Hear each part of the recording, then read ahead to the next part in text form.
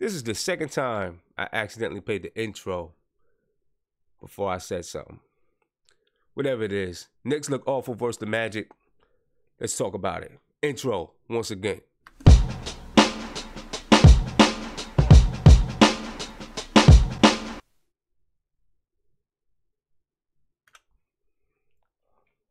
What's up, folks? Peace, peace, peace. And the Knicks look awful again. But it's the end of the year, so what do you expect? It's going to happen. That's cool. I'm with it. You know, the games, standings-wise, they don't mean much. Well, they do mean something. As far as the draft picks are concerned, it means something. But, you know, as far as us being a good team, it doesn't mean anything. But it does mean something as far as, you know, players learning. So you want to see them compete, try to do something. But they didn't, because we're a terrible squad. I know Cantor was out. That's a big loss, obviously. Beasley was out. That's a big loss for this squad. So, you know, what are you going to do? Today was bad. No one was able to finish. Yeah, because, well, you know, when you look at it, Cantor, you know, he's one of our big guys that'll score for us. Michael Beasley, of course, can score. So we lost, but I guess there's some solace in losing since the Bulls won. We now are tied for that eighth draft pick, I guess. And if it's a tie, right. So now we're tied for eighth. So we might as well go right to lottery position. We're going to skip over the recap. We'll come back to recap. We're going to go right here and talk about lottery position. Okay. So we're tied for that eighth spot, which means there's going to be a coin flip at some point. Let me not just say at some point. If we remain tied for that eighth spot, then there'll be a coin flip to see who's going to get the eighth spot. Okay, so right now we're tied, and we do have, let's take a look at Tankathon for a minute. As a matter of fact, yeah, let's take a look, because I kept this up here just because. Now, at the time that I did this, we were in the 9th spot. But I hit this, I simulated the lottery, and boom, we jumped up to that 2nd spot in the simulated lottery. So I had to keep it there just for a second, just to look at it. Maybe somehow we get some good luck. My man Tony Crow keeps saying it's our time to have good luck in the draft. He keeps saying it's our time. Ooh, the Bulls have the last 2 games versus the Nets. We'll see how that works out. I mean, the Nets, they have reason to win, right? They're trying to keep that draft pick. They don't want that draft pick to be high because Cleveland has it. But my man Tony Crow keeps saying that the Knicks are due some luck in the draft. We're due to hit at some point. 4 years. 50+ losses the last 4 years. The highest seed that we've been able to get is the 4th seed in the draft. When we were supposed to have the 2nd, but then we fell down to the 4th seed. But it was a good thing, right? Because we got KP. But my man Tony Crow says we'll do something in the draft. We're due. Our time is due. So hopefully it's not just mock drafts that we're due, Tony. Hopefully it's not just the mock drafts we get the luck. Hopefully it's in real life. But I wanted to keep this here for a minute because we got that 2nd seed in that simulated lottery. We got that 2nd draft pick. See, some people say they take Mo Bamba in that 2nd draft pick if we got it. So we'll see what's going on. We'll see what's popping with it. We'll see what happens. I'm afraid to hit the simulator lottery again. You know what I mean? If I hit that joint again and we come up in that top 3, you know, something might be working for us, you know? Something might be working for us. But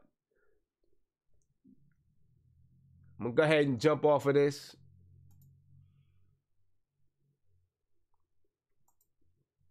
Maybe I'm going to. Oh, there it is. Okay, so there we go. Now they got us up here. 8th. Tied for Chicago for that 8th seed.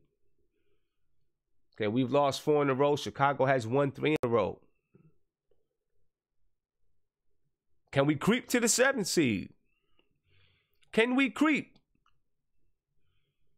I mean, with 27 and 51, Sacramento is 25 and 53.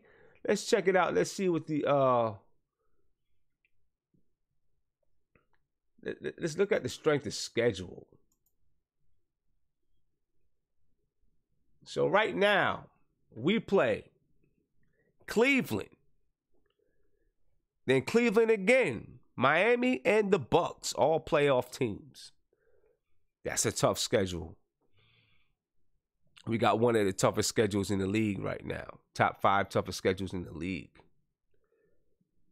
Chicago. Excuse me. Chicago plays Boston, the Nets twice, and then the Pistons. All right. Although this is going by toughest opponents. All right, so because we actually played Cleveland twice the last two games of the season. All right. And then Sacramento. Sacramento played the Rockets, they played the Spurs, then Chicago, and I'm sorry. Wait a minute. Sacramento plays the Rockets, the Spurs, then the Suns, then the Grizzlies. So we'll see what happens. We'll see where it goes from here. All right. We'll see where it goes from here. Maybe it's possible we jump up to that 7th seed. Maybe it's possible we jump up to the 6th seed. You never know. You never know. Maybe it can happen. Guess we just have to keep looking. Keep watching. Keep seeing what's popping out here. You know?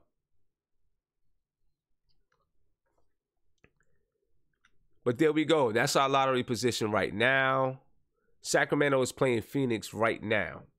Let's get an update on that. Let's check out the update. So right now, Sacramento is playing Phoenix. Let's see where the game is. Oh, it's early game. I mean, it's early. It's early. End of the first quarter. 22-22. All right. So let's see what happens there. We'll follow it throughout the night, and then we'll see what's going on. We'll see what's going on later on. But that's our lottery position right now. And,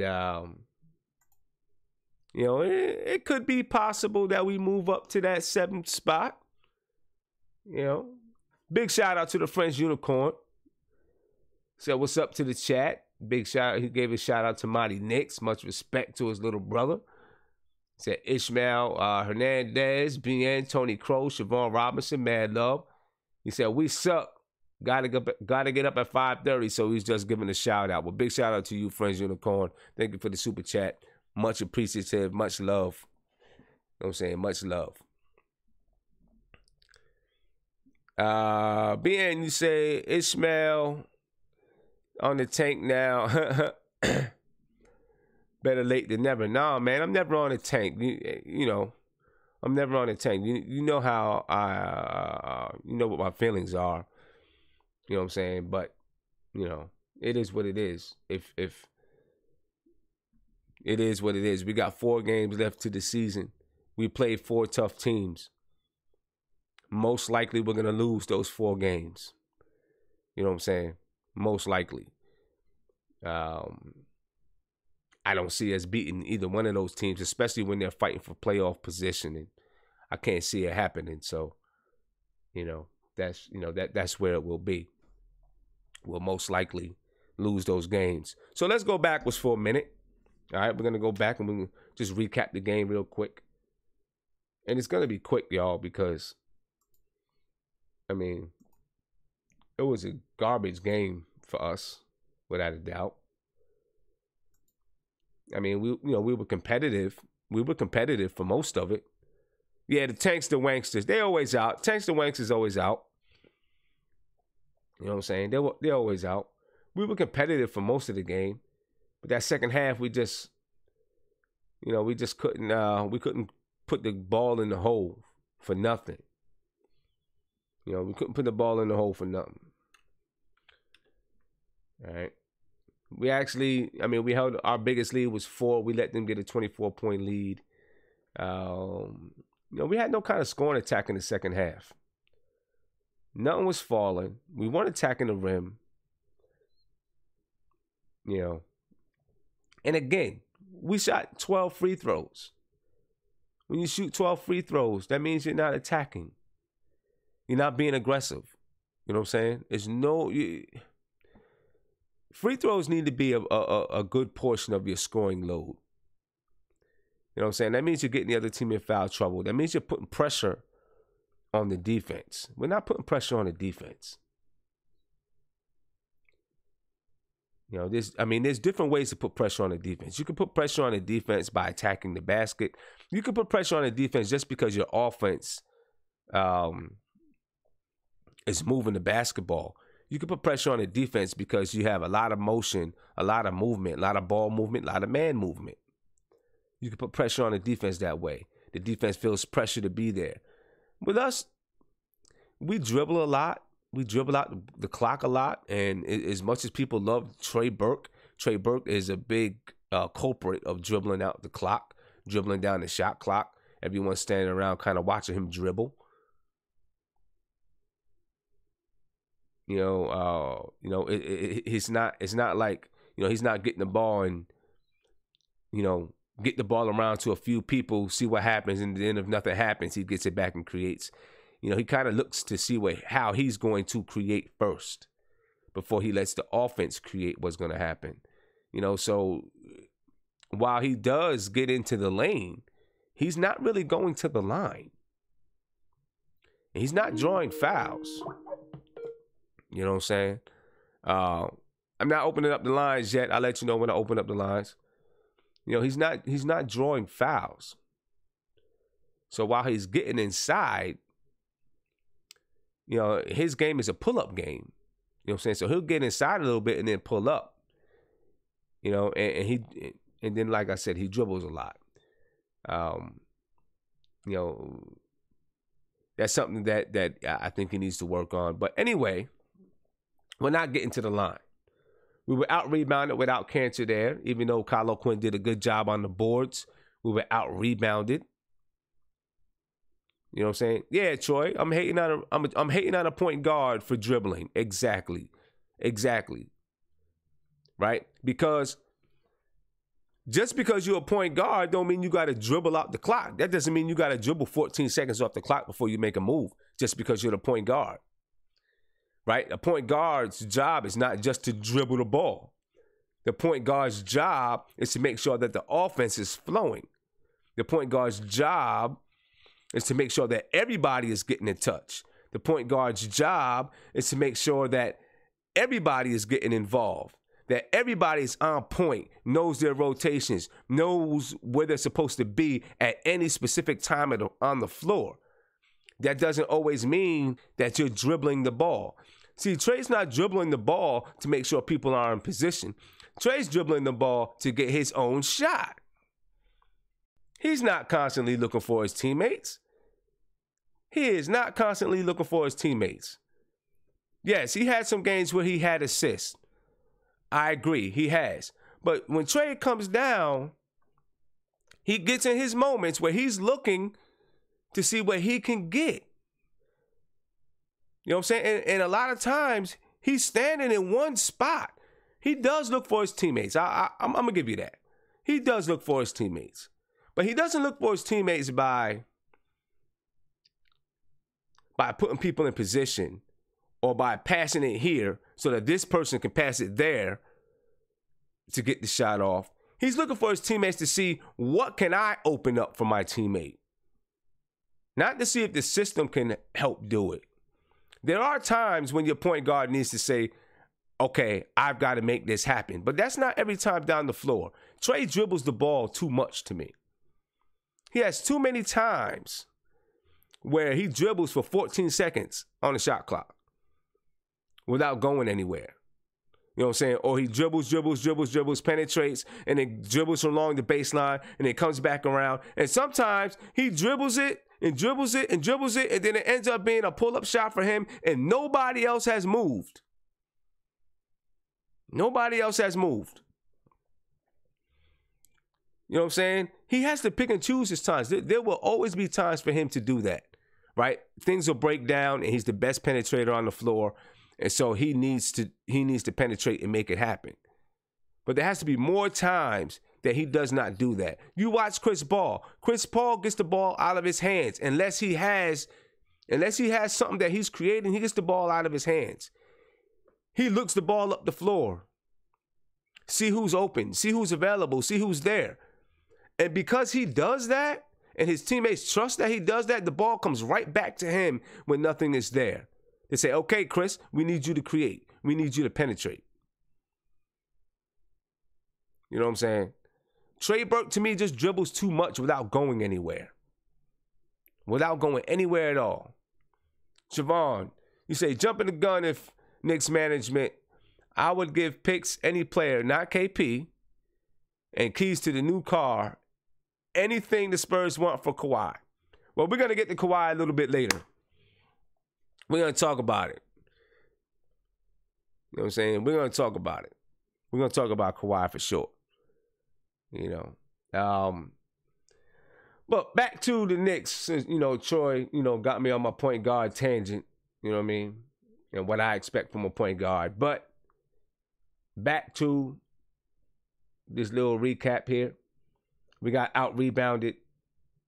We got out-assisted 28-17. They played better defense than us, obviously. We scored, what we scored? 73 points? Go back up. Yeah, 73 points, our season low. Tied for our season low. Had 11 turnovers. We shot 34.9% from the field, 14.8% from three. We shot 27 three-pointers. We're getting them up a little bit better now, at least, because Trey Burke shoots threes. Right, so he's and with Tim Hardaway there, he's helping to get those three-point shots up. His penetration helps us get open threes, but we still got to shoot better than 14.8%. The Orlando Magic shot 42% from the field. That's still not great, but they still managed to score. What they score? Well, they only scored 97. They shot 30.6% from three. They got up 36 threes. It was just a bad game. Even though we competed in the first half, we only scored 28 points or something like that in the second half. Just a bad game. Bad. We had no kind of offense. Nothing at all. No kind of offense. But of course, like the Tankster Wanksters say, there's a silver lining because we're moving up in the lottery draft, on the lottery board. We're moving on up. Big shout out to Siobhan again. I don't think I said shout out for the super chat. I read what she said, but I didn't say shout out for the super chat. So thank you for the super chat, bro. Appreciate it for sure.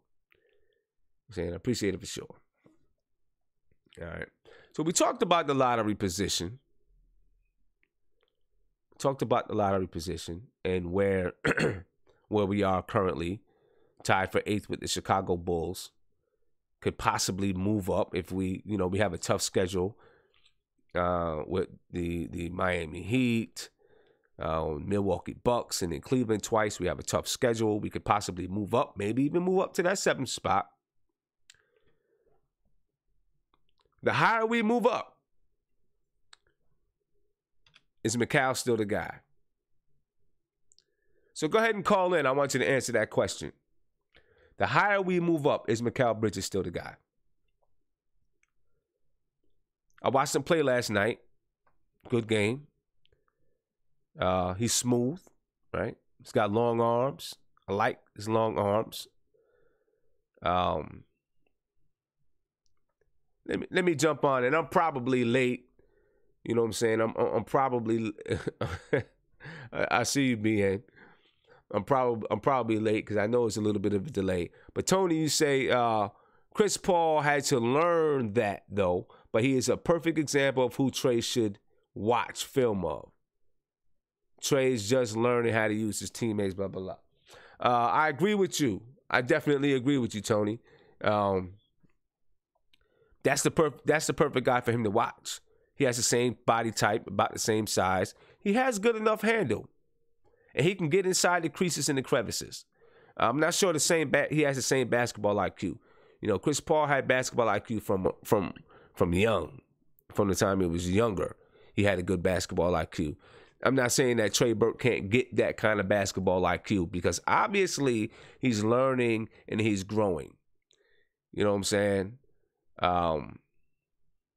He is. You know, he's learning and he's growing. So, you know, to me, it's not out the question that he can get there. But that is my problem with Trey Burke right now. My problem with Trey Burke right now is he dribbles too much. He dribbles the clock out. You know what I'm saying? 14 seconds sometimes goes by before something happens. You know, I think he needs to get the ball out of his hands a little bit sooner, or just make up his mind. If you're gonna go, go. You know what I'm saying? If you're gonna make the pass, make the pass.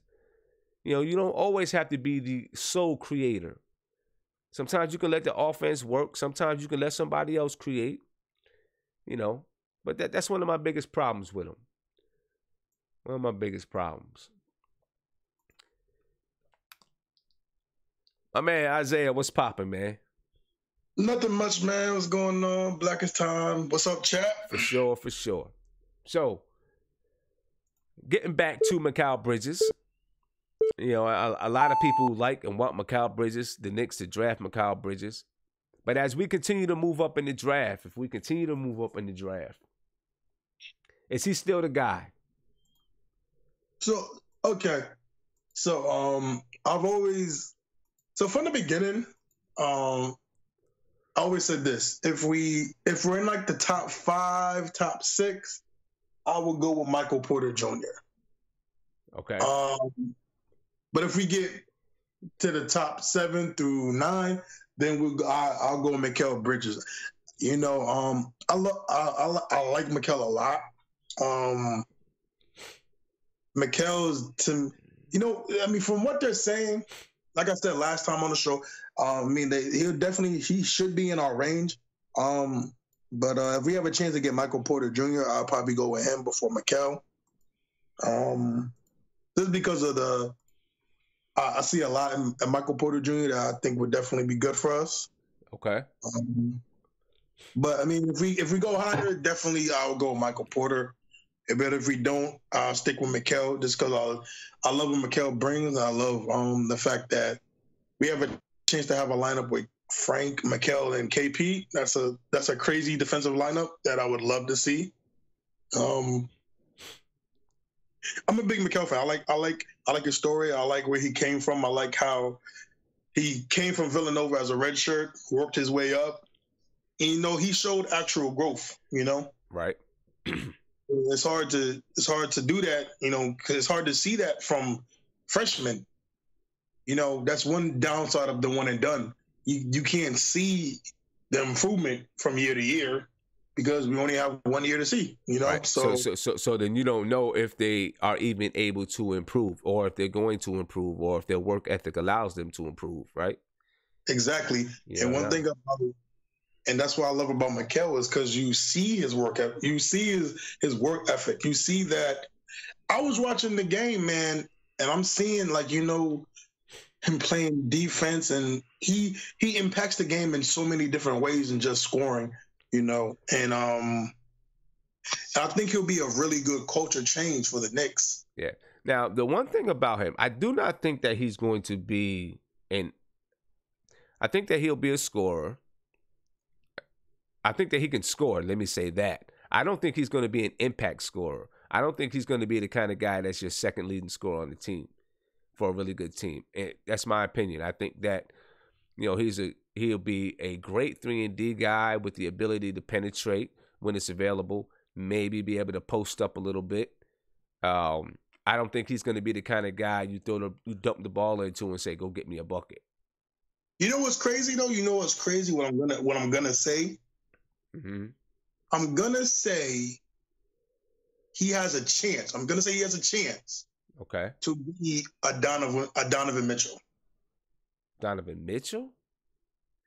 You mean Donovan Mitchell in the way that he surprised the NBA, or in style of play?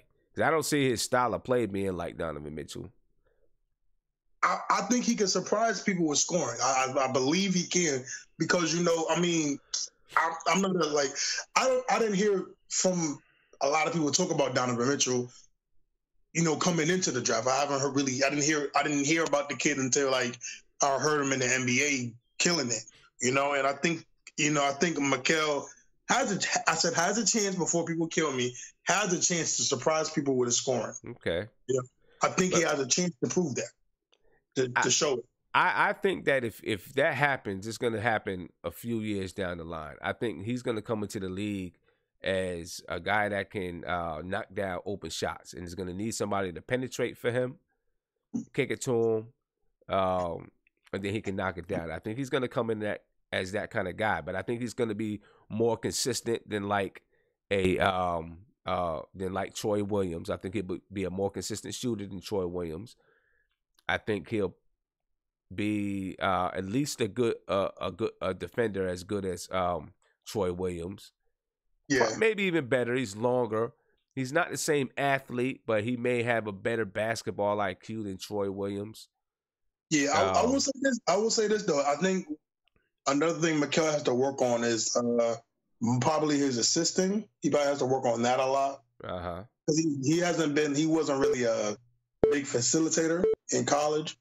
That just wasn't part of his game. And I think you're right about the fact that he probably does have to have people create for him until he gets more aggressive and everything.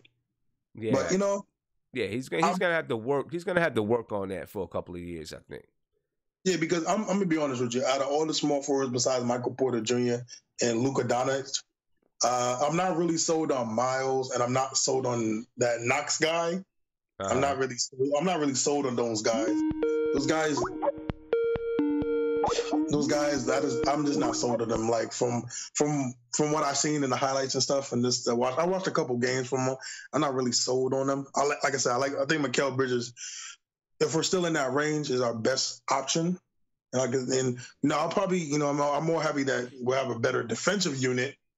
With those three, and even you could put Tim Hardaway when he wants to play defense, but I'm more of a Mikal. If we're still in that range, if we go lower, if we go higher in the draft, I'll go with Michael. But if we stay the same, I'm still going with Mikal. Okay. All right. Well, hey, I'm gonna try to move these along tonight. You know what I'm saying? So so we can get people in. But I appreciate the call, man. Thank you, man. Have a good one, man. I appreciate it. Peace. Good. Yeah. So Mikal Bridges. I think now I seen BN. I seen you say you're not sure Mikal Bridges is going to be there at 7 or 8. You know what? I don't know. That's a good question. That's the next question. Is Mikal Bridges going to be there at 8 or 9? Or even 7. I think it's going to depend on what scouts and everyone is valuing nowadays. What are they valuing? Every year people come in, the game changes a little bit. So people kind of value, they might value a little bit something different, just something a little bit different, So then my question is, do they value what Mikal does, or are they looking for someone who can be a creator? Because I don't think Mikal Bridges is going to be a creator when he gets into the NBA. You know what I'm saying? Another shout out to Siobhan Robinson. You said, I'm going to be a Birdman hand rubbing draft day. Hey, I hear you, man. And then Mighty Knicks, big shout out to Mighty Knicks for the super chat. He says, big shout out to my big bro, the French Unicorn, Tony Crow. He said, I didn't forget about you today. Your Blackest Time, Ishmael Hernandez, you only know one big, and then Yusuf and BN, and then he gave a shout out to Isaiah the caller. So big shout out to everybody that my man Mighty Knicks just gave a shout out to. And I got Tony Crow on the line. You know what I'm saying? I'm trying to get this button off the screen. Keep saying share your broadcast, your presentation, but it's not working. So Tony Crow's going to have a big square over one of his eyes when I bring him on to the line. You know what I'm saying? Because I can't get this thing off the screen. So, Tony, what's popping, bro? Yo, Blackest Time. Shout out to the chat. What's good? What's good with you, man? I missed the game, so we ain't going to talk about that. That's not important. We talk about this draft. Okay, for sure. And like I said, I think we get in the top 3. You think we getting up there? I think we're going to get some luck. We're going to get a top 3. Okay. The question is where did we go if we have a top 3? Right. And I like the European kid who showed out over the summer. I've never even seen him play. Oh, I watched. I've never seen him play. I watched all the games because I was watching KP's games during the summer. Right. So I watched his games too, and he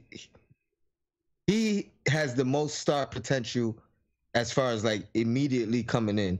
Okay. Like he could come in and let's say KP is not. If we get him, he could fill the role until KP comes in. He's a bona fide number 2. So I wouldn't even question that. Okay. He's definitely the best young European out there. So now if we don't get top 3 or top 5, if we stay in this 7 to 9 range, who you picking? Who you taking? You still taking Mikal Bridges? I still like him, and I'm not mad if we get him, but I'm really stuck on that trying to get another draft pick and potentially moving down. Moving down. Okay. Yeah, I'm still if we could get two picks in the first round by moving down, I would definitely do that. Because if there's 5 guys you like, 2 of them are gonna be there in that range of that what was it, 12 and 13? Right. So, I mean, I'm still stuck on that.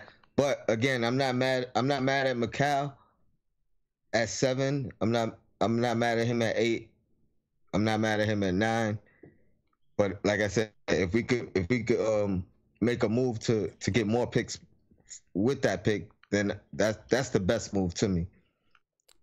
So you think there's teams out there, you think the Clippers, you think Phoenix willing to jump up and get, because my thing is this, if we value 2 picks that that down at 12 and 13, 14, 15, whatever it is, if we value those picks, why wouldn't they value those same picks? It only boils down to, it's gonna have to be a draft day trade.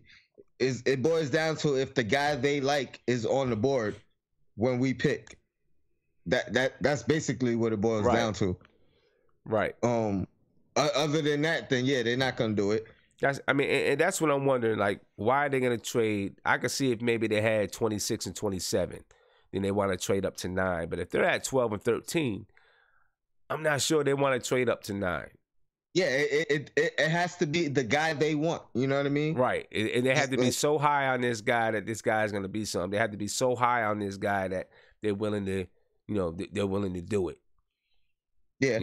But I mean, if that's not going to go down, then yeah, Mikal, I like Mikal, and I like Knox. Yeah. But I honestly think one of them could fall. Could fall. Like, that's true. That is true, because my thing with Mikal, what I think many teams may hesitate is that, I guess my question is he close to his ceiling already? Yeah, I believe so. I think he's a 3D guy. He's an athletic, defensive, 3-point shooter. That's exactly right. That's what he is. But I mean, that's exactly what we need. That's exactly what we need. He has value to us, but I don't know how much value he has to the rest of the league. Right. And at that, there's been some players. Let's say we get the 9th pick. There's been some good players picked up in that night at the 9th spot. Some talented guys, and usually it's guys that have talent, but you're not sure. Like Amari Stoudemire, he was a 9th pick, right? Stat had all the talent in the world. He was coming out of high school, but because he jumped around from high school to high school, and he didn't really have a checkered past, but as far as being in trouble, it was questions and red flags. Questions and red flags. You know what I'm saying? That's the kind of guy, those 9th picks around that area, you get people that have all this talent that could really be something, but they got some red flags with them. So I don't know, do the Knicks look at someone like that and say, we want someone that has all the athletic ability that maybe we can groom, or a guy like Mikal, which I do like the fact that he's a little bit older, and he can come into the league with a little bit more, experience, basketball IQ. He's won a championship, and he's on the same timeline age-wise as KP. Those are some positives. To me, he's Lance Thomas with an offensive game. Yeah, that's good. That's good. That's a good comparison. That's a good way to explain him. That's a good way to explain him. So. But that's the thing. Are they looking to say that we need to find a star, or are they okay with taking someone that could be a very, very, very good player, but may not really develop into that star? The question is who. That's why I want 2 picks, because that makes sense. There's a lot of guys that could fit in just as much as Mikal. Right. I think Kevin Knox can. Yeah, I said it makes a lot of sense. That's why you would want to have those 2 picks, because there's so many. The draft is so deep. You can find some people that can. I get it. Yeah, I get it. There's two top would-be freshmen that didn't play college this year that are projected, in the late first round, that they were projected lottery picks had they played college. Right. Guys like that, those are the guys that I'm looking at. Okay. This is going to be a hard draft for Scott Perry, I think, depending on anywhere that we go. I think it's going to be a tough draft. You know what I'm saying? Because you really do need to nail it. Yeah, you kind of need to nail it. 4 50-loss seasons in a row. Out of those 4 seasons, one of the draft picks was we didn't have one, right? 2 of the draft picks, we got KP, we got Frank. I don't even know who we got with the other one. I don't know. Have you looked at the list of the players that were picked without picks? No, I haven't. If you get a chance, look at that list. I forget everyone that's on it, but I know Gordon Hayward was one, but it's kind of crazy if you look at who was picked and the potential of who could have been picked, because even some of those picks people drafted wrong. Yeah. I want to touch on Kawhi. Pause. I want to touch on the Kawhi Leonard situation real quick. Let me ask you, what are you willing to give up for him? It's tough, man. It's tough. It's tough. It really is. I don't know. I'm not sure yet. I read somebody put like Cantor in a first rounder, and they were saying how because he has 1 year left that they're not gonna get much for him. But my response was the problem with that is we're gonna be competing with other teams. Right. Like it's not about what we're willing to give up because I bet you there's another team that's willing to give up a couple of firsts. And that's where it's tough. If we could give up next year's pick and not this year's, and something else, I might consider it. See, I don't know if that happens. We might as well get to it. We might as well get to Kawhi Leonard. I think that if the Knicks are going to make a push for Kawhi Leonard, this year's draft pick is going to be involved because then the Spurs, someone like Mikal Bridges, would be perfect for the Spurs. That's a good point. You know what I'm saying? He'd be perfect for the Spurs, and I think he would be somebody that Greg Popovich would be like, yeah, let's bring him in. You're giving away your star 3-man.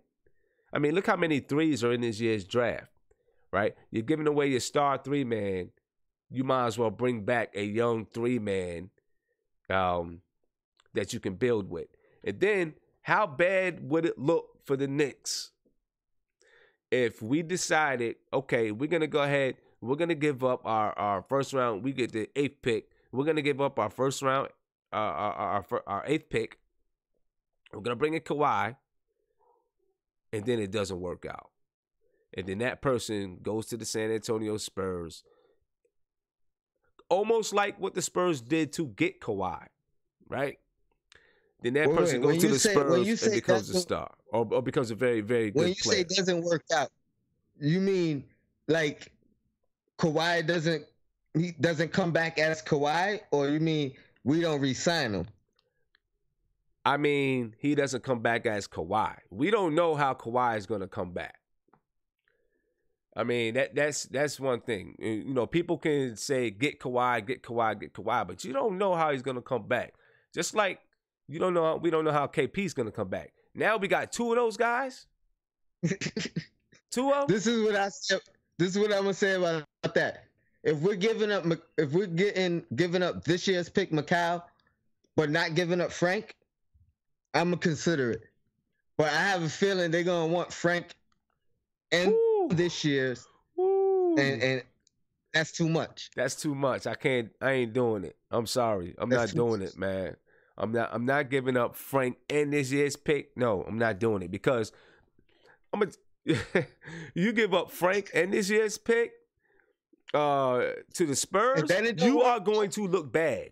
You are going to look real bad in the future because Frank is going to end up succeed. He's going to have Tony Parker to mentor him. He's going to have Greg Popovich. And then you're going to have, like Mikal Bridges or whoever go there and develop in their system. You're going to look awful. You're going to look bad. And it's going to be a bad thing. It'll be a real bad thing. Real bad thing. If it's just this year's pick, though, I'm rolling the dice. I hear you. Picking Cantor, I'm doing it. I just think they'll get more for him. You think what? You think they'll get more for him? I just think the other team will be more willing. To give up the farm. Yeah. Well, see, I want to see what the chat's thinking about this. Hey, Tony, thank you for the call, man. I'm trying to keep these going, keep it moving a little bit. Appreciate it. All right. Salute. It's like it's time. Shout out to the chat. Sure. No doubt. One. All right. So, where's you guys' minds at? What you guys thinking about this with Kawhi Leonard? Ace, you say Kawhi Leonard is the 3rd best player in the league. We don't know that this year, though. Right? he hasn't played this year. Maybe he still is the third best player in the league. He might be. But we don't know. You don't know how Kawhi is going to come back. You know what I'm saying?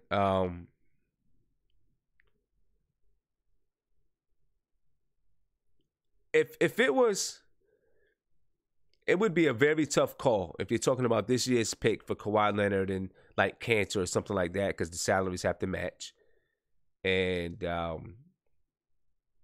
it would definitely be something that I think San Antonio would consider, right? Because then you're talking, they're going to free up some money with Cantor in a year. Well, I don't know if they free up money. I'm not sure about Kawhi's contract. But, Cantor is young. He's a big that I'm sure Greg Popovich would know how to use him. Although they do have, I don't know if it would be Cantor. I don't know. It may be some other form of a package. Who knew? Who knows? Right? But that means you're giving up this year's pick. And, of course, you're giving up something to match salaries. Maybe that's okay. Maybe that's okay. If you're talking about Frank and this year's pick, you're making a mistake, in my opinion. Because San Antonio is going to turn both of those players into something special. You know what I'm saying? Hey, CP the artist, what's popping, man? Do me a favor, can you turn that down in the back a little bit?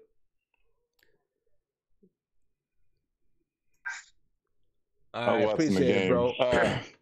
You're on, man. Trade them all. Trade them all, huh? Yeah, I'm so frustrated in everything that's going on, my brother. I feel you, man. I am to the point where it's like, hey, look, Kawhi, I really don't think there's probably anything wrong with him. I think that he's ran out of favor with Pop. And that could be the case. From what everybody is saying is that his injury is probably not that bad, and it's just like in his head, and maybe he's just fed up with the team. He was with the team recently, before they had that little meeting, that little powwow, and then after that powwow got leaked, he stopped coming to the games and supporting. So I think it's more personal than it's like a physical ailment. Okay. So with that being said, after watching the tournaments, and I was really keen on Mikal Bridges, who I said on your show that he was a favorite of mine. Uh-huh. But I just don't see a motor, man. I don't see a high motor with the dude. I see he had like a wrap around his knee. Right. So I wonder if that was, why he was getting beat off the dribble a couple of times. He did make some shots in the championship game. And that was a good sign, but the thing was like he just kind of disappeared. He had that one good game. I think it was in the second round of the tournament where he had scored 22 points in the second half. But it was only the second round. That competition was all that great. Uh-huh. What we need is like what Tony Crow was saying, was like, look, we need a guy that is a star if we're going to take him that high in the draft, either 8th or the whatever. I'm kind of with Tony Crow, is like, you know what, you might as well just trade that pick and see what you get in the future. I was thinking Philly because Villanova is Pennsylvania, right.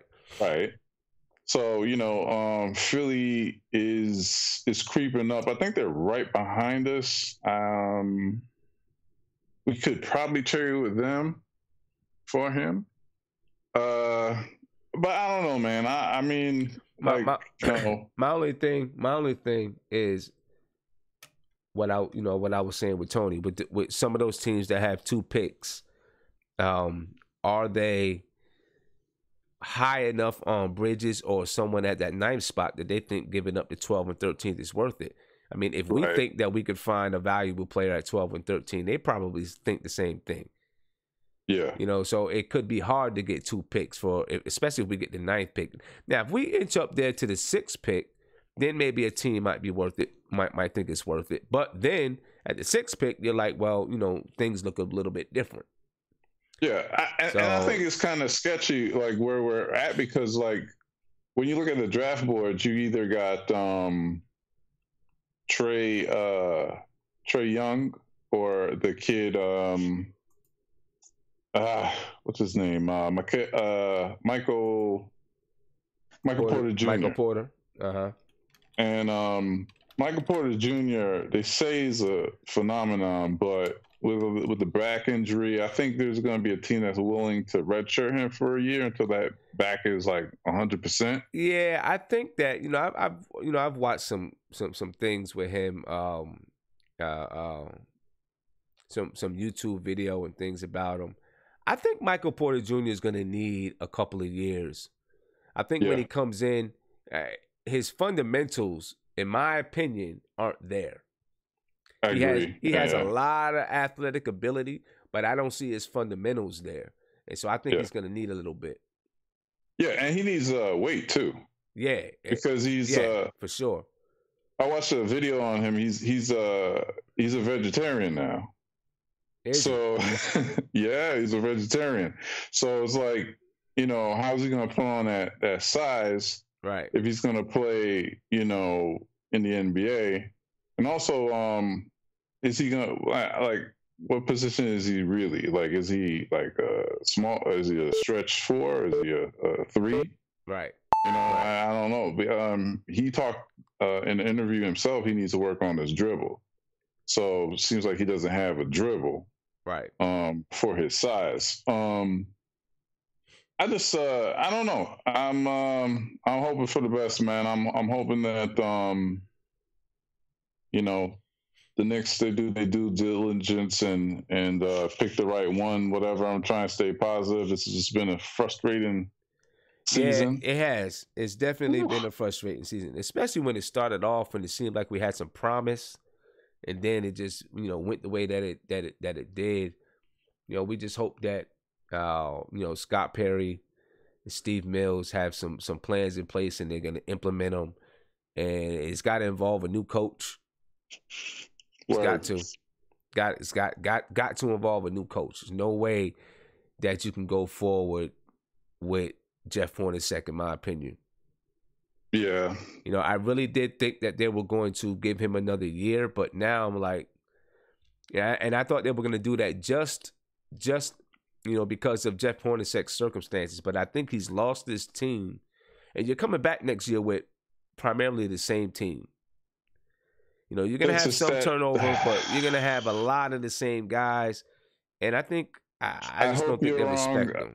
I hope you're wrong, man, because like I said in the chat, I trade them all. I mean, to me, there's nobody in my mind, like, you know, as a diehard Knicks fan, I've been, you know, nobody's expendable to me, man. You know, I trade anybody. I would do a revamp. I'm sorry. I'm not. Okay. I don't know, man. I maybe it's the depression speaking. The Knicks will do it to you, man. The Knicks will do it to you. Yeah, the Knicks will do it to you. They'll do it to you every time. They'll do it to you. For sure. Yeah, my brother. Yeah. All right, CP, man. Appreciate the call. All right, homie. All right, man. Be easy. All right, one. Peace. Peace. Yeah. See, there was a question. Someone asked me about why am I skeptical about Kawhi. Here's the thing. It's not really about Kawhi himself. One, you know, there's obviously questions about the injury, and I'm sure there are backdoor channels going on in the NBA, and people know more about Kawhi's situation than the general public does. But also, we have to look at where we are in our development. Does Kawhi pull us along? Yeah, he does push us along, right? He does. But you also got to pay him probably close to $200 million. You know, between $150 and $200 million. If you trade your first round pick to get Kawhi Leonard, then you have to re-sign him. And now you're going to re-sign him for a hefty amount of money. And so now you have to look at, where are we? Now you just expedited everything. You are in win now mode for sure. And are we ready for that? That's where I'm at with it. Are we ready for that? And, you know, Kawhi Leonard hasn't been a superstar his entire career.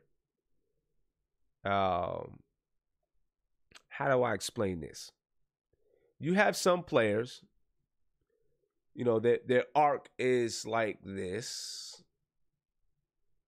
You have some players who their arc is here, and then they reach the pinnacle, and they're up here for a while, and then they start to drop off, right? My fear with Kawhi Leonard, he started here, is that he boom and reaches his pinnacle, and then he drops down. I explained this before. Who was the guy from Indiana? I can't think of his name. He got hurt. You know, Granger, Danny Granger. Yeah, Danny Granger. Thank you. I got Yusuf on the line. Danny Granger. That was his career arc. He jumped up and he was a star. And then whoop, he got hurt and he fell off real quick. That's my concern with that's my concern with Kawhi Leonard.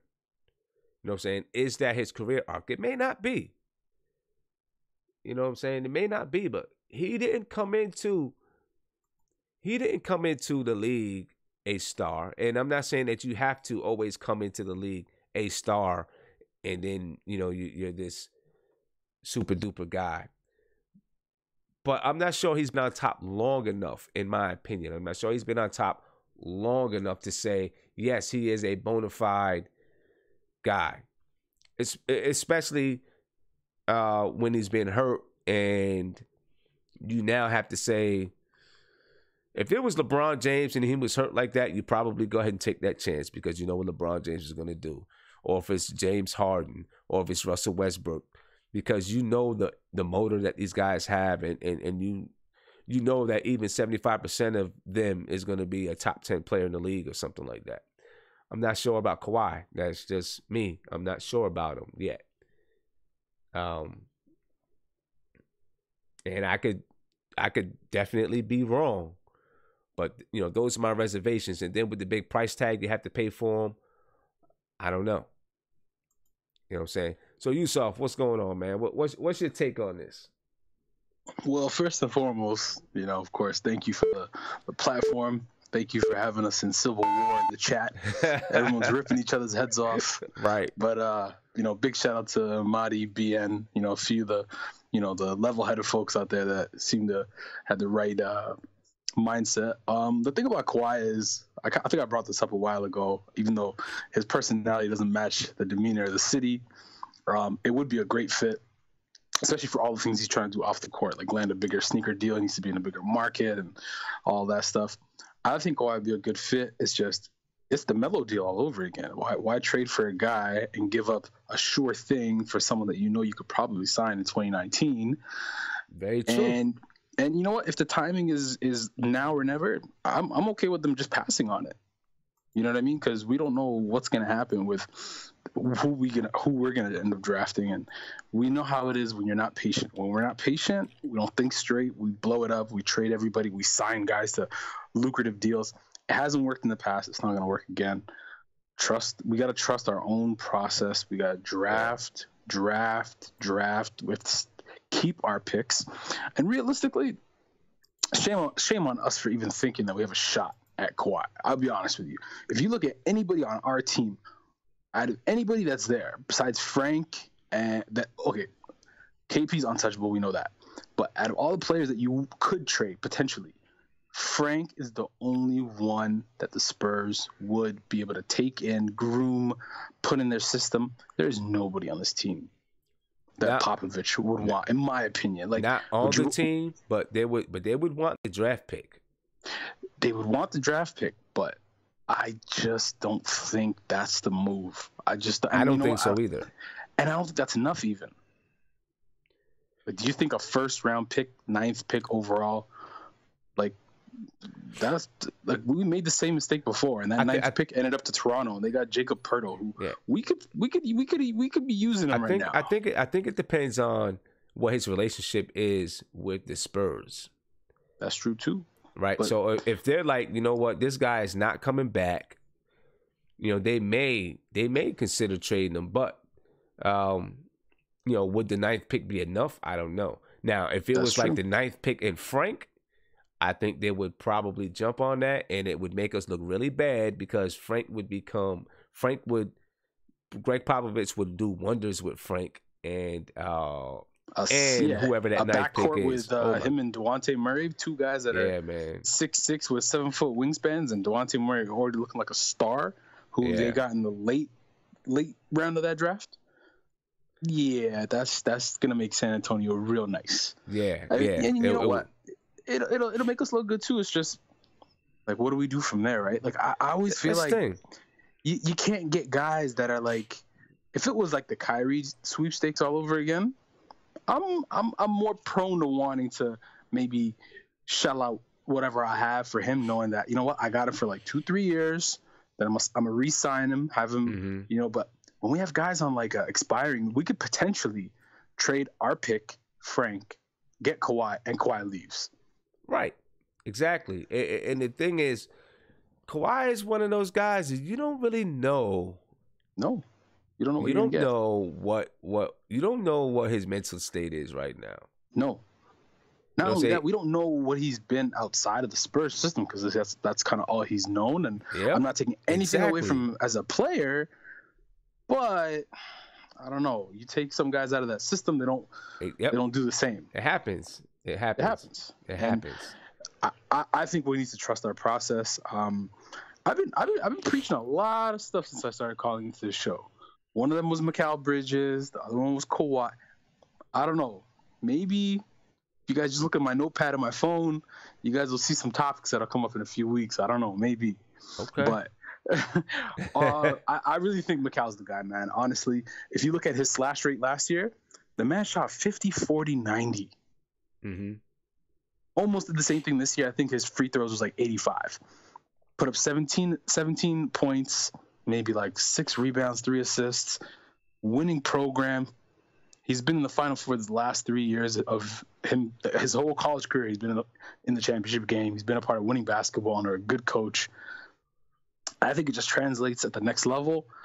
And I had this argument all day with my friends. I'm like, listen, if he becomes an Otto Porter even, I'm happy. Okay.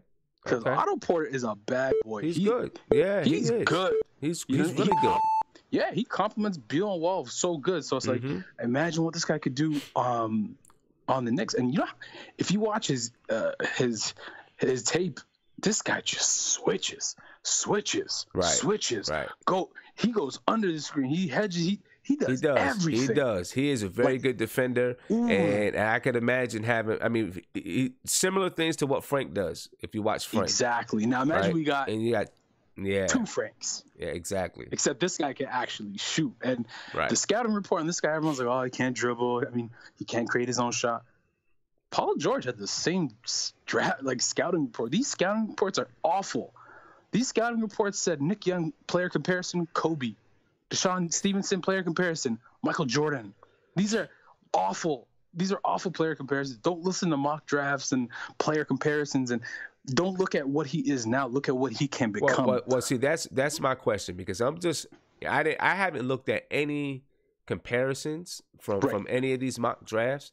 I just went by what I've seen, what you saw, and how that translates. Yeah, and I'm just wondering, is he close to his ceiling, or is he still have a ways to go before he reaches his ceiling? And can he become a guy that you can throw the ball to at some point in his career, throw the ball to, and say, okay, you can go get us a bucket if it's necessary. And you know what? You know what? Call me crazy. I don't know. I've got so much faith in this kid. I don't know what it is. I don't know what I see, but I think it's all there in front of us. Okay, because when he comes into the league, I don't think he's going to be that when he comes into the league. I think he's going to need a couple years to get there. Oh yeah. He'll definitely need that time to develop and get used to what it's like to play in the league. Because that jump, people think that jump, like when you're playing in high school and you're just dunking on everybody, you're the tallest kid. Mm-hmm. Usually, you're the best athletically. Right. When you play at college, you're the best amongst all your high school peers. And then now when you're in the NBA, you are the best in the world. Right. Exactly. Like, not that many guys make it out of the Euro League. Not that many guys barely get called up out of the G League. And only 60 guys get drafted. 30 of them have guaranteed deals, and only a few pan out, and a few become stars. Yeah. Or even all-stars. Right. Oladipo took a while. Oladipo took a while. And all I'm asking is if he can just become an Otto Porter that plays really good defense and switches on a lot of positions. Because if you saw the amount of 3-point shots we gave up this year, if this guy with his 7'2" wingspan, 6'7" frame can block some of those shots, get in the passing lanes and outlet to Frank or whoever, and with KP running down, that's scary. Yeah. Tim Hardaway at his natural position at the 2. That's true. That's true. When the defense has to account for Mikal, Kristaps, and Tim Hardaway Jr. Woof. Yeah. Yeah. One more sleeper before I go. Mm-hmm. Brandon McCoy, UNLV. He's probably gonna go late first. If we could somehow secure Bridges with our pick, and then trade something for a later pick. Mm-hmm. And if we're able to get Brandon McCoy, oof, boy. And see, that's why I think we have a better chance. I think we have a better chance of using our own pick and then getting a late pick. I think we have a better chance of doing that than trading our 7th, 8th, 9th pick for the 12th or 13th, because I think they're so close in the draft. It's a talented draft. So I think people in that 12, 13, 14, 15 slots, they're going to say, you know what, we can get a player that's similar to someone who's at that 9th pick or 8th pick. I don't think we want to trade 2 for 1. Yeah, and the way the lottery works, there's been a lot of late lottery guys that do really well, top lottery guys that do well. And you know what, maybe we go Wendell Carter and then trade something for a late round pick and get Keita Bates, Diop, Chandler Hutchinson, something like that. I'm happy either way. Bridges, Carter, those are our guys, but I'm leaning towards Bridges. Yeah. As a matter of fact, you said it in the super chat, and I appreciate the super chat too. You said if Mikal's in the 7th, 8th, or 9th pick, it's a no-brainer. You said give me a window at those picks too, but 4, 5, 6, you go Mamba, Porter Jr., or Jackson Jr. So. Exactly. In no particular order. I think Jackson Jr. could play 5. He's probably one of the best defenders. Same with Bamba. And then, like I said a long time ago, Michael Porter Jr. He has that star potential. You can pair him up with KP. I think he'll do great, but only time will tell, right? Yeah. We'll see what happens, man. It's definitely going to be interesting. It's going to be absolutely. It's going to be interesting. It's going to be exciting. Hopefully, this signifies a new direction for the Knicks once this goes on, man. Hey, Yusuf, appreciate the call, bro. Anytime, man. I'm gonna keep chatting away. Definitely, man. Go get him in the chat. I see a lot of people saying a lot of stuff in the chat. Go get him in the chat. I'm gonna get him. All right, man. All right, man. Peace. And speaking of the super chat, big shout out to Siobhan once again. And I think, I don't know who this is for. Maybe it's for me. He says, forget Kawhi because Frank's the answer. That's not what I'm saying, though.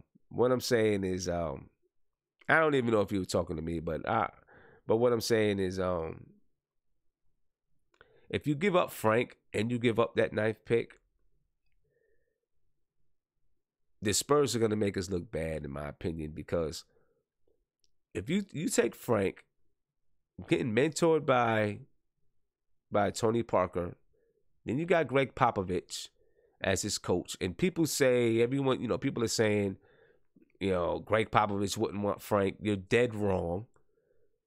He is the exact type of point guard that Greg Popovich would love on his team. If you get if that happens, Greg Popovich and the Spurs, if they get Frank Ntilikina and our 7th, 8th, or 9th pick, that 7th, 8th, or 9th pick, you better believe they're scouting and they have a great scouting department. They're going to pick a very good player. And that player is going to become someone. And Frank is going to become someone. And then who knows what we do with Kawhi and if it even works out. And I just don't think that's a smart move. I just don't think it's a smart move. You know what I mean? I don't know everything that's going on with Kawhi Leonard, but I don't think it's the time. I don't think it's the right move for us. According to Adrian Wojnarowski, the Spurs star is going to New York for rehab, still rehabbing. He's been there since Monday, and there's no timetable set for his return to San Antonio. Spurs staff has traveled to New York to meet with Leonard and stay abreast of his treatment and activity, sources said. Leonard has been using the National Basketball Association headquarters gymnasium facilities in recent days. This is Leonard's second extended trip to New York to consult with his own outside medical team and work out at the NBPA's Manhattan facility. He spent an extended period in New York prior to the February All-Star break. Leonard has missed all but 9 games this season due to his quadriceps tendinopathy. The team apparently held a players-only meeting a few weeks ago to implore him to return to action, per multiple sources. I don't know. I don't know what's going to happen with Kawhi Leonard, and I just don't think this is what it is for the Knicks right now. Marco Burry says that I act like Kawhi is a bust and Frank's a god. No, I act like Frank is 19 years old, and I act like Kawhi Leonard is a star player who has a very high salary and is going to demand even more money. He's already making $20 million a year, and we have to evaluate whether or not we are ready to pay him $20 million a year and win now with the squad that we have. Of course, that includes KP, Kawhi Leonard. Now you're dealing with 2 guys who, have some injury issues. So you're not sure exactly where that goes. You're going to have to give Kawhi Leonard $30 million a year maybe. Are we in position to do that with the team that we have now? If you're paying somebody $30 million a year, you better be in position to win. You know what I'm saying?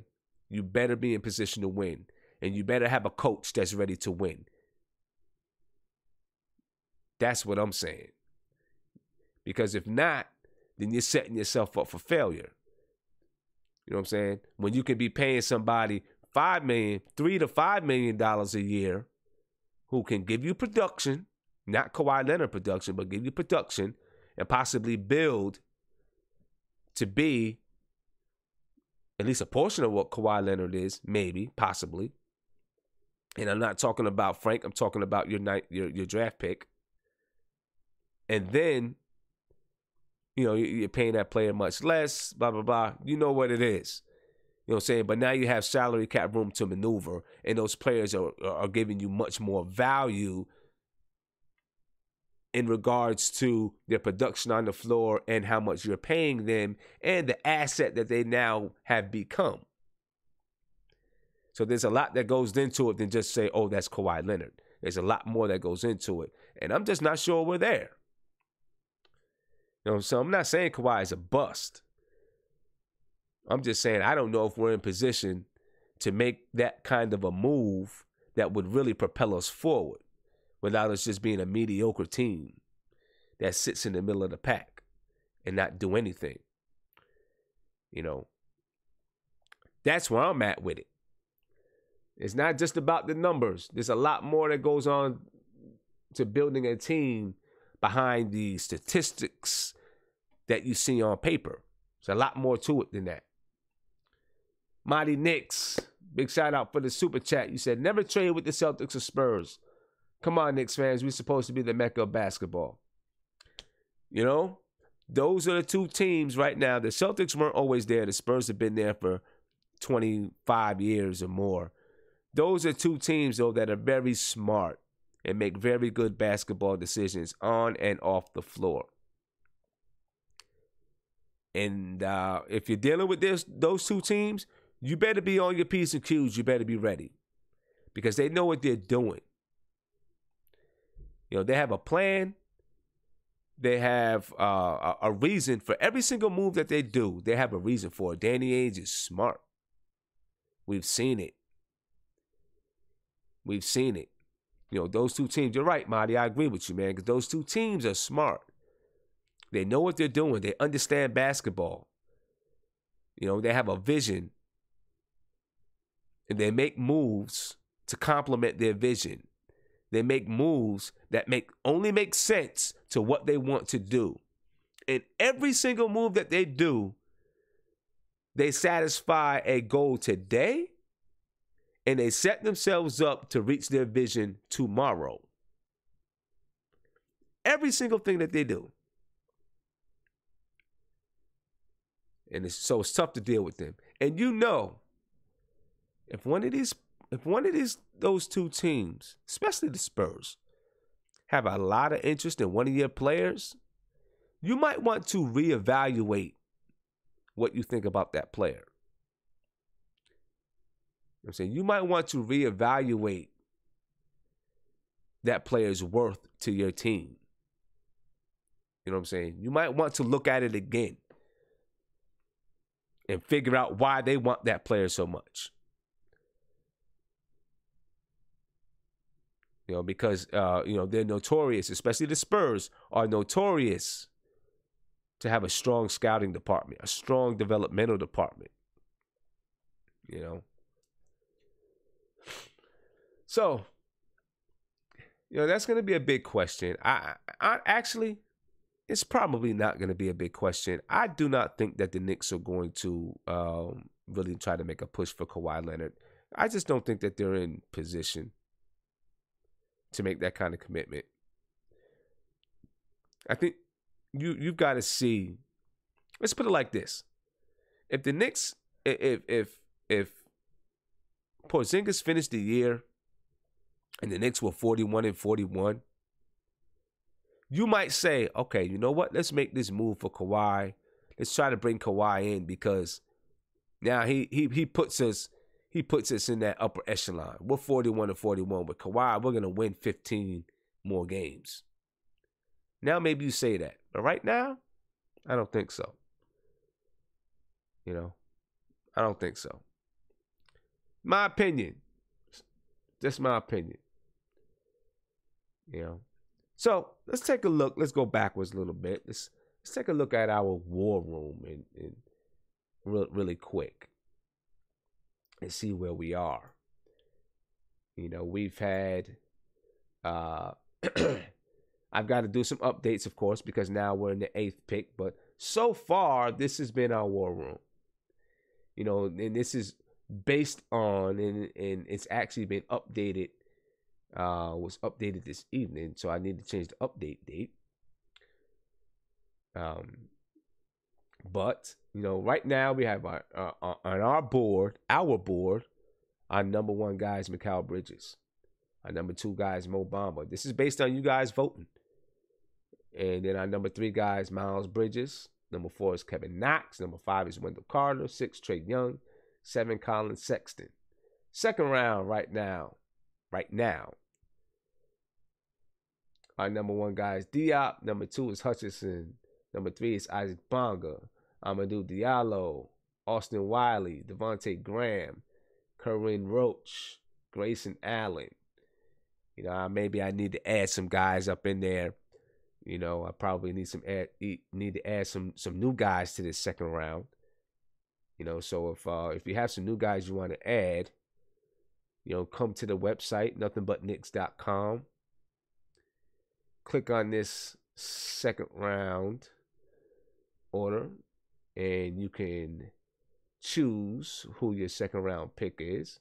And then if you have, if you want to add guys, you can add some guys in there, whatever. Some suggestions to guys that you'd like to see added to the second round. All right. And speaking of a new coach, we're talking about draft. We're talking about poll results right now. People are looking at Mark Jackson. That's who right now the number one pick for coach is Mark Jackson. Then David Blatt, Dave Fizdale, Doc Rivers. Lionel Hollins has no votes. So you can jump on in there and let us know what you think about it. And I'm gonna put something up there, maybe a poll up there to talk about trading down. And maybe something about Kawhi Leonard, because during the draft you can start making trades. I'm not exactly sure.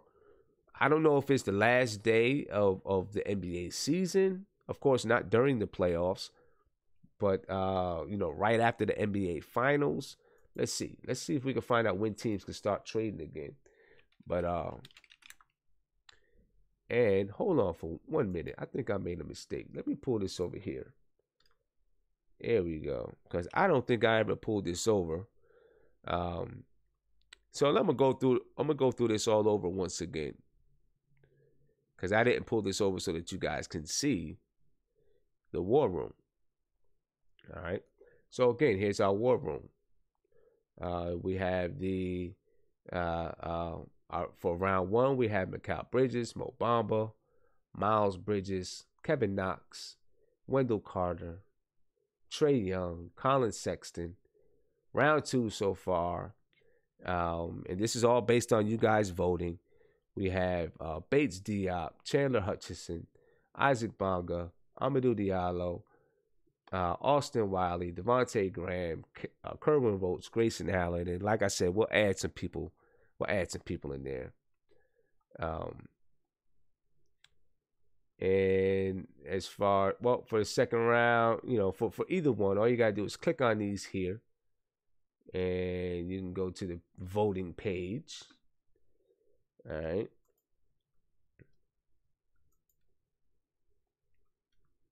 Same thing for the first round. You can vote right there, and you can talk. You can vote for your who the next coach should be, and all those type of things. So again, that's nothingbutnicks.com.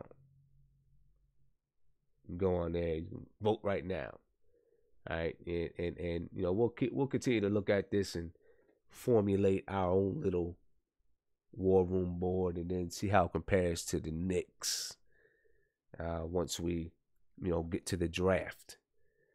But in the meantime, now let's look at when the Knicks can actually begin to make trades.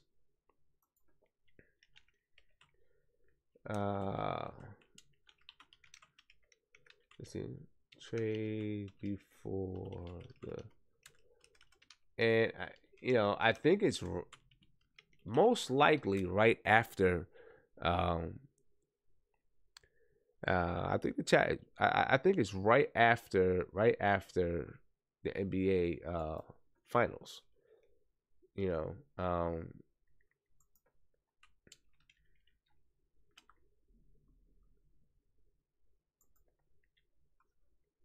I'm not sure. I have to look it up. I don't know, but you can make trades. Like a week or something before the draft, and then into the draft you can make trades. So it is possible for the Knicks to,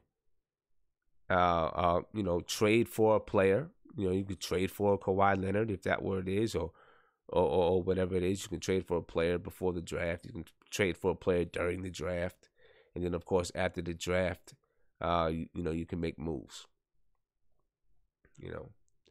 But it's going to be an interesting, very interesting offseason. I think it's a very important offseason. It seems like every season we say it's a very important offseason for the Knicks. But I think this one really means something. Because, we've had the fallout of the whole Phil Jackson and triangle, and we're still in that fallout, believe it or not. We're still in the fallout. And we've got to, at some point, we've got to come out of this. And I think this is an important offseason. I think this is one of the most important coaching changes in the history of the franchise. And it's in Scott Perry's hands. Scott Perry and Steve Mills, it's in their hands.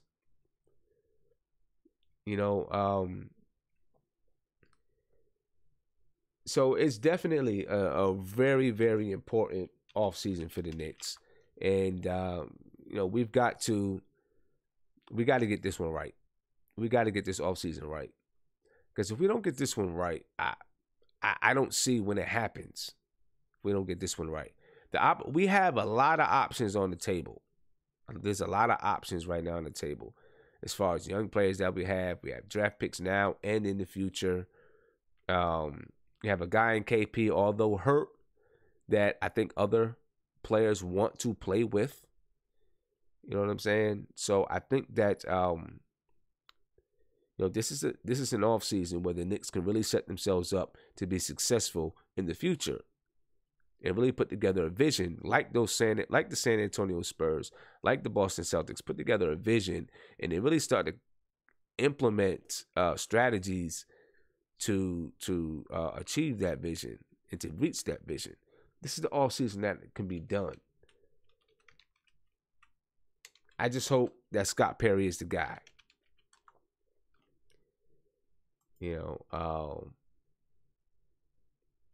Let's see. Key dates. Maybe I found my answer. So the latest date, let's pull this over here for a minute. The latest date for the NBA finals, the latest possible date is June 17th. I think right after June 17th is when trades can begin to go down. I think. Maybe they could happen before that. I don't know. Right, but I think trades can begin to go down in here because sometimes you see trades happen this week before the NBA draft. And then, of course, during the draft, trades can go down.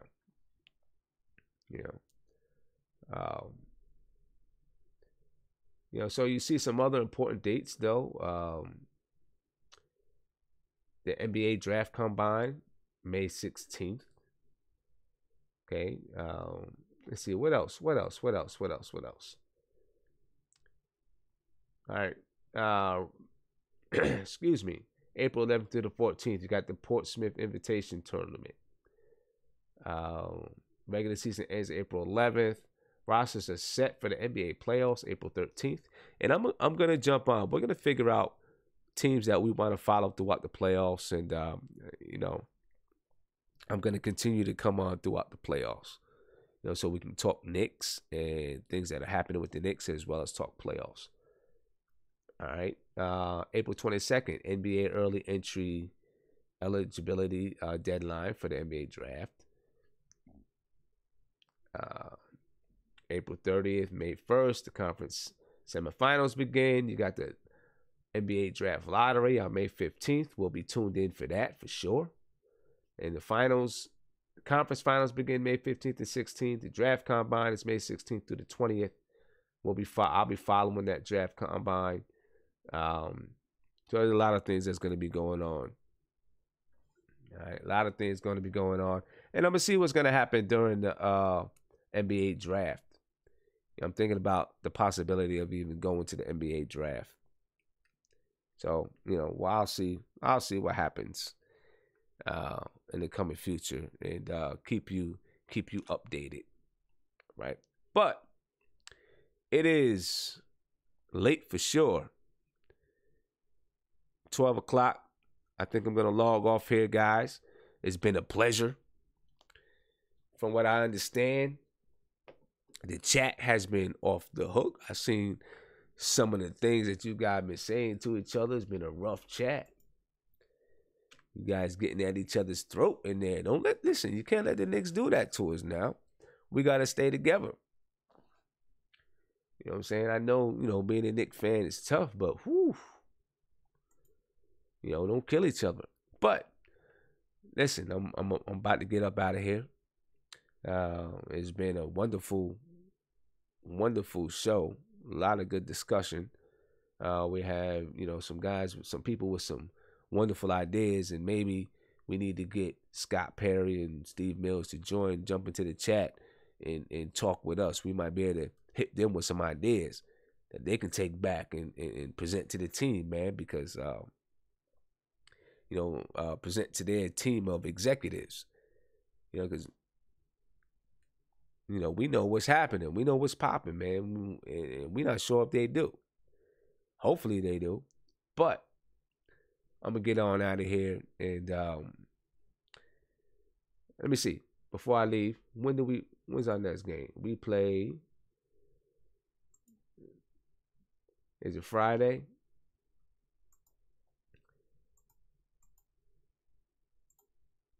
Yes, we play Friday versus Miami at home. Game begins at 7:30. I don't know. I may jump on before then. Or have a video up or something before then. We'll see what happens. I don't know. My schedule is kind of crazy sometimes. All right, but I'm out, and you guys be easy. I will definitely see you Friday if I don't see you before then. All right, peace, folks. If you enjoyed this video, please subscribe below, ring the bell. You can get a notification anytime I go live. Check out these videos on this side. And be easy. Stay up with the New York Knicks.